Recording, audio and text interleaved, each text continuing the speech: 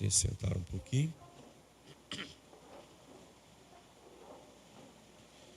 Nós entramos nesse tempo litúrgico especial, que é o tempo chamado tempo da paixão, na liturgia tradicional.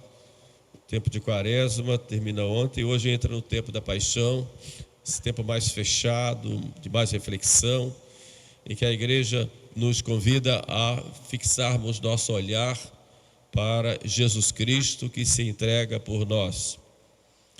Na epístola aos Hebreus, contemplamos Jesus como sumo sacerdote que entra no templo, não para oferecer um sacrifício como os antigos sacerdotes da antiga lei, que ofereciam bois, cabritos e ovelhas e carneiros, mas agora ele próprio se oferece e agora é o seu sangue que é derramado para a salvação do gênero humano.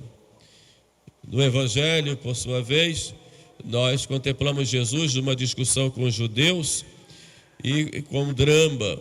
Ele veio para o que era seu e os seus não o receberam e não conseguiram pegá-lo, não conseguiram vencê-lo. Cristo é rejeitado, contestado, perseguido e depois morto.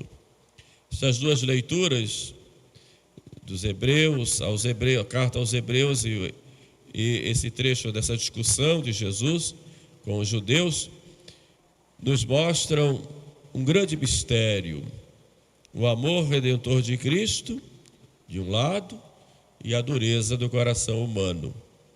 Deus que se oferece por amor e o homem, mesmo diante das evidências desse amor, muitas vezes responde com a rejeição. Por isso eu gostaria de dividir essa meditação em três pontos. Primeiro, olhando o Cristo que oferece o seu próprio sangue para a nossa redenção. A epístola aos Hebreus é muito clara. Nosso Senhor não oferece nada externo, Ele se oferece a si mesmo. Enquanto os sacrifícios do Antigo Testamento, que eram figuras do sacrifício da nova lei, eram sacrifícios repetidos, muitas e muitas vezes, muito sangue era derramado no altar do templo. Agora só há um sacrifício, que é o sacrifício perfeito, o sacrifício de Cristo na cruz. O único sacrifício agradável ao Pai. O próprio Filho, feito homem, se torna o Cordeiro de Deus, e derrama o seu sangue até a última gota para honrar o Pai e para a salvação do mundo inteiro. Este é o centro da nossa fé. O Filho de Deus se faz homem e morre na cruz, oferecendo um sacrifício propiciatório para a redenção do gênero humano. Nós não fomos salvos por ideias, mas fomos salvos por um sacrifício real, doloroso e total.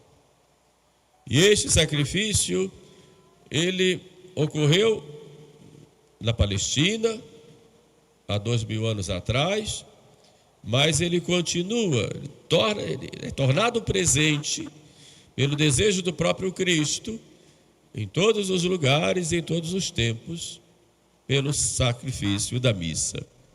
A missa é a renovação do sacrifício de Cristo na cruz. É o Calvário que se torna presente diante de nós.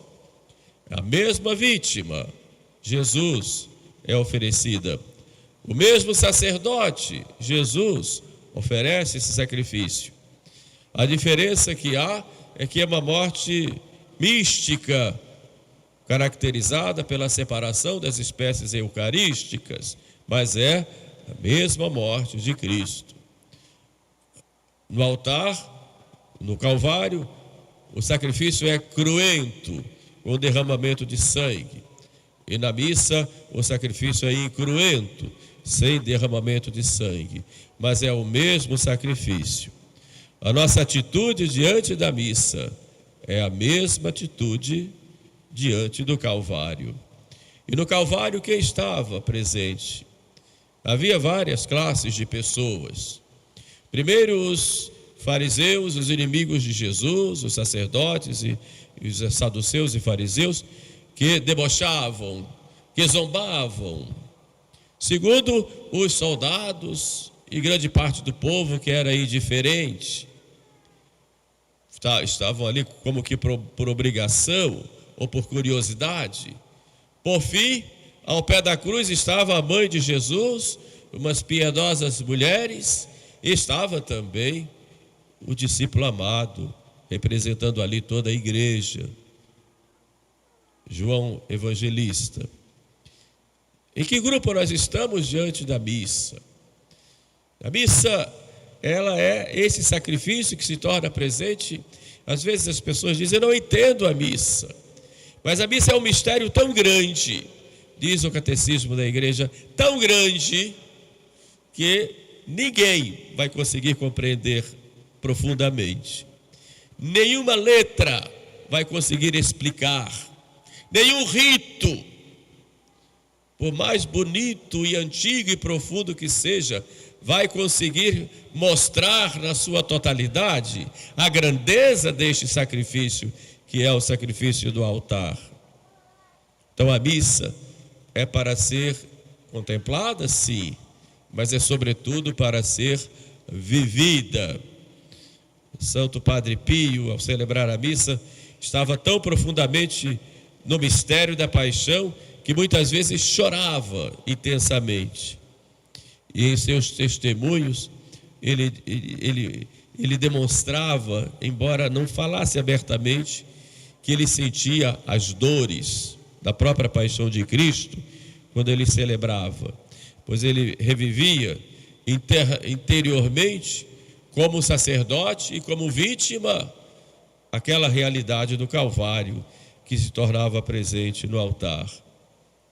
E perguntaram uma vez para ele, Padre, por que o Senhor sofre tanto na missa? E ele respondeu, se os homens soubessem a grandeza da Santa Missa, morreriam de amor. Na cruz não havia explicações, havia um ato. Havia um homem cheio de amor, um homem Deus, que derramava o seu sangue, dilacerado pela dor, por cada um de nós, uma dor de amor. Assim é cada Santa Missa. A parte central da missa, o principal, podemos dizer, da Santa Missa, não são as palavras que nós dizemos, mas o ato máximo da missa, o ato de amor, é esse ato do oferecimento de Cristo por nós. Isto é o meu corpo, que será entregue por vós. Este é o cálice do meu sangue, que será derramado por vós. Temos aí o momento máximo da morte mística de Cristo, da morte de Cristo, que se oferece ao Pai, como que se aniquilando,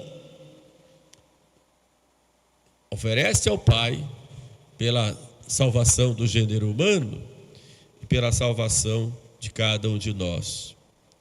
E se nós olharmos para Ele e perguntarmos, por que Jesus? Por que tudo isto, Jesus?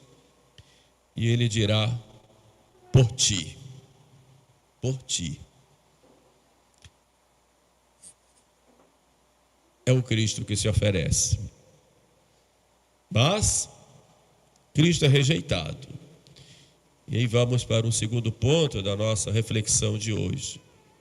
E ele pergunta lá aos judeus, quem de vós me acusará de pecado? Quem de nós poderia perguntar isto? Logo viria o demônio e diria, eu vi você pecando.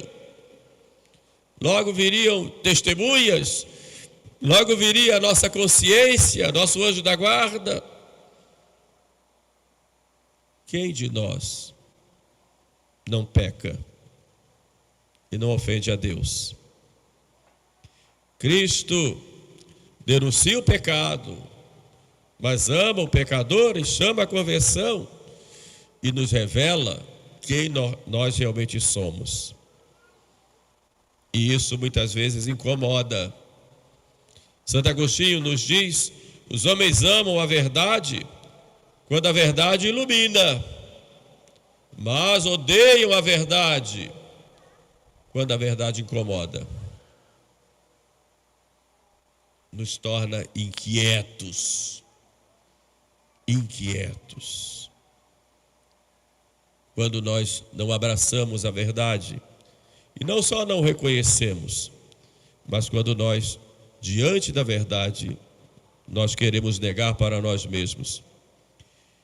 A igreja é a presença de Cristo na história, e ela tem esse compromisso com a verdade. Mesmo que o mundo inteiro esteja contra a verdade, nós temos que abraçá-la, porque a verdade não é construída por nós. Nós somos servos da verdade, como dizia o Papa Bento XVI. Verdade sobre a vida, verdade sobre a família, verdade sobre a vocação que de cada um de nós, a santidade, em todos os aspectos, a verdade sobre a triste realidade do pecado. A igreja grita, sobretudo nesse tempo quaresmal, chamando todos nós à conversão, cada um de nós. E quem é que não precisa se converter? O mundo reage como no Evangelho: os judeus rejeita, zomba, se desculpa, ridiculariza e depois persegue. Mas o problema não está na verdade, está no coração de quem não quer se converter. Olhemos o exemplo de João Batista, diante do pecado de Herodes, que ele denuncia, ele não se calou, não relativizou. Vivemos hoje a ditadura do relativismo e procuramos nos desculpar diante de todas as situações, procurando explicar o inexplicável ou justificar aquilo que não pode nunca ser justo. E qual foi o resultado de João? Foi preso e depois decapitado. Por quê? Porque não calou diante da verdade. Assim também nós, se queremos viver a verdade sobre nós mesmos, sobre a igreja, sobre nossa vocação, sobre nossa relação com o mundo, é claro, se somos diferentes, se queremos testemunhar a Cristo, é claro que nós seremos ridicularizados. Temos que estar dispostos a sofrer aquele tapa que o bispo nos deu no dia da nossa crisma. Aquele tapa é o tapa para nos acordar para as perseguições do mundo, prontos a enfrentar o inimigo com firmeza, sem nos quebrar. Porque a única coisa que os inimigos querem de nós é dobrar a nossa vontade.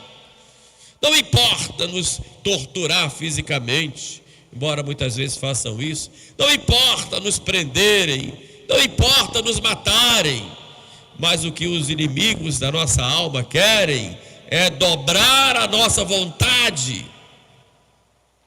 para que nossa vontade não seja a vontade de Deus. Por isso, ridicularizados, excluídos, perseguidos, mas nós não fomos chamados para agradar o mundo, fomos chamados para sermos fiéis a Cristo e agradarmos a Deus, sendo testemunhas neste mundo paganizado em que vivemos. E um terceiro ponto de nossa reflexão é a necessidade de nós sermos humildes, reconhecendo que sem a graça de Deus não podemos nada, sermos obedientes e assim Cristo nos conduzirá à vida eterna. Que se alguém guardar a minha palavra, disse hoje aos judeus: jamais verá a morte eterna. Ouvir a palavra, guardar a palavra e viver a palavra. Isso exige de nós muita humildade, porque somos muito fracos. Exige de nós muita obediência. Veja o exemplo de São Pedro. 3 vezes negou Jesus, mas por humildade chora amargamente. E Cristo o confirma como chefe da igreja. E tem a oportunidade de, diante dos reis do mundo, professar a sua fé em Cristo e dar a vida por ele, também crucificado. Olhemos, por exemplo, a Maria Madalena, de quem Cristo tirou 7 demônios, como diz a Sagrada Escritura. Aproximou-se dele com humildade, chorou, aos pés da cruz estava presente e foi a primeira que teve a graça de vê-lo glorificado, ressuscitado. Teus pecados te são perdoados, ela ouviu, e ela muito amou. Deus resiste aos soberbos, mas dá a graça aos humildes. A salvação não depende de nós nunca cairmos, mas sim de, com humildade, nos levantarmos cada vez que nós caímos. Nesse tempo da paixão, nós somos, portanto, chamados a 3 atitudes. Primeiro, de contemplar o sacrifício de Cristo na cruz e vivermos de modo mais profundo a Santa Missa e aproveitarmos este momento da missa, sobretudo a missa dominical, de amarmos a verdade mesmo quando isso nos custa, neste mundo em que Cristo foi abandonado, e de, com humildade e obediência, seguirmos a nossa vida no dia a dia.